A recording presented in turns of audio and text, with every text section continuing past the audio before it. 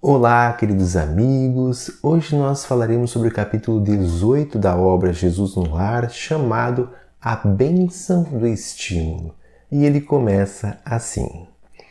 Comentavam os aprendizes que a verdade constitui dever primordial, acima de todas as obrigações comuns, quando Filipe afiançou que, a pretexto de cultuar-se a realidade, ninguém deveria aniquilar a consolação. E talvez por reportar-se André a franqueza com que o mestre atendia os mais variados problemas da vida, o Senhor tomou a palavra e contou atencioso.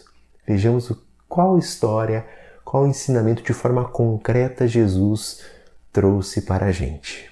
Devotado chefe de família que lutava com bravura por amealhar recursos com que pudesse sustentar o barco doméstico, depois de desfrutar vasto período de fartura, viu-se pobre e abandonado pelos melhores amigos de uma semana para outra, em virtude de enorme desastre comercial.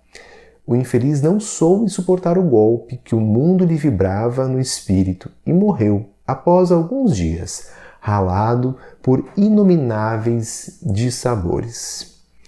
Entregue a si mesma ao pé de 6 filhos jovens, a valorosa viúva enxugou o pranto, reuniu os rebentos ao redor da velha mesa que lhes restava e verificou que os moços amargurados pareciam absolutamente vencidos pela tristeza e pelo desânimo. Cercada de tantas lamentações e lágrimas, a senhora meditou e em seguida dirigiu-se ao interior, de onde voltou sobraçando pequena caixa de madeira, cuidadosamente cerrada, e falou aos rapazes com segurança: Meus filhos, não nos achamos em tamanha miserabilidade. Neste cofre possuímos valioso tesouro que a providência paternal lhes deixou. É fortuna capaz de fazer a nossa felicidade geral. Entretanto, os maiores depósitos do mundo desaparecem quando não se alimentam nas fontes do trabalho honesto e produtivo.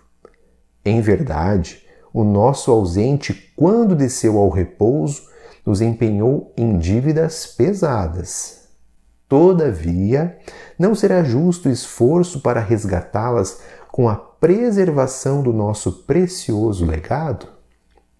Aproveitemos o tempo, melhorando a própria sorte. E se concordam comigo, abriremos a caixa mais tarde, a menos que as exigências do pão se façam insuperáveis.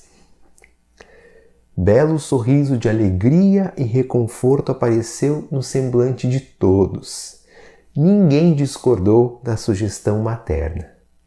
No dia seguinte, os 6 jovens atacaram corajosamente o serviço da terra. Valendo-se de grande gleba alugada, plantaram o trigo com imenso desvelo em valoroso trabalho de colaboração, e com tanto devotamento se portaram que, findos 6 anos, os débitos da família se achavam liquidados. Enorme propriedade rural fora adquirida e o nome do pai coroado de novo pela honra justa e pela fortuna próspera. Quando já haviam superado de muito os bens perdidos pelo pai, reuniram-se certa noite com a genitora, a fim de conhecerem o legado intacto. A velhinha trouxe o cofre com inexcedível carinho, sorriu satisfeita e abriu-o sem grande esforço.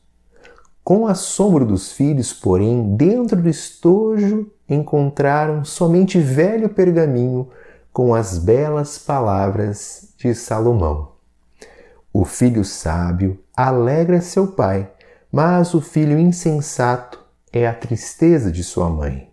Os tesouros da impiedade de nada aproveitam, contudo, A justiça livra-nos da morte no mal. O Senhor não deixa com fome a alma do justo. Entretanto, recusa a fazenda dos ímpios. Aquele que trabalha com mão enganosa empobrece. Todavia, a mão dos diligentes enriquece para sempre. Entreolharam-se os rapazes com júbilo indizível e agradeceram a inovidável lição que o carinho materno lhes havia doado. Então, após contar esta bela história, silenciou Jesus sobre a expressão de contentamento e curiosidade dos discípulos e, fim da ligeira pausa, terminou Jesus sentencioso.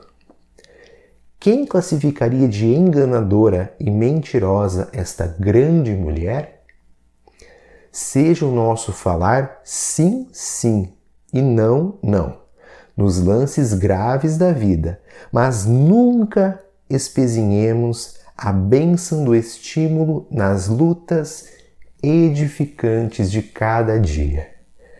O grelo terno é a promessa do fruto, a pretexto de acender a luz da verdade, que ninguém destrua a candeia da esperança.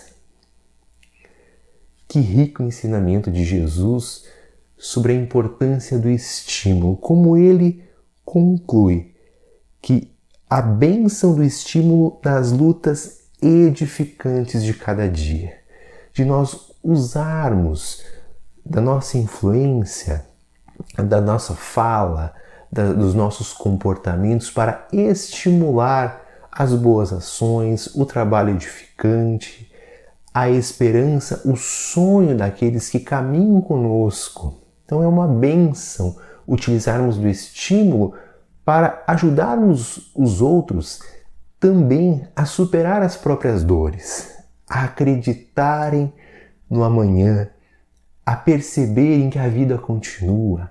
Então esse é um estímulo tão precioso de nós conseguirmos olhar para o próximo que está num momento difícil e dizer: vai passar, vai passar. Fica a lição de Jesus para nós observarmos como nós passamos pelas dificuldades do nosso dia a dia, especialmente quando existem pessoas que dependem de nós, como os nossos filhos, como tantas outras pessoas. Olharmos para a forma como nós interpretamos os acontecimentos, a forma como nós agimos, o que nós falamos para o outro, o que nós falamos para nós mesmos com o nosso pensamento, porque pensar é falar para nós mesmos. Então nós observarmos que quando nós pensamos com a esperança, com a certeza de que a vida continua, com a certeza de que o próprio Cristo nos acompanha na nossa jornada, nós vemos o horizonte da vida eterna que nos acompanha.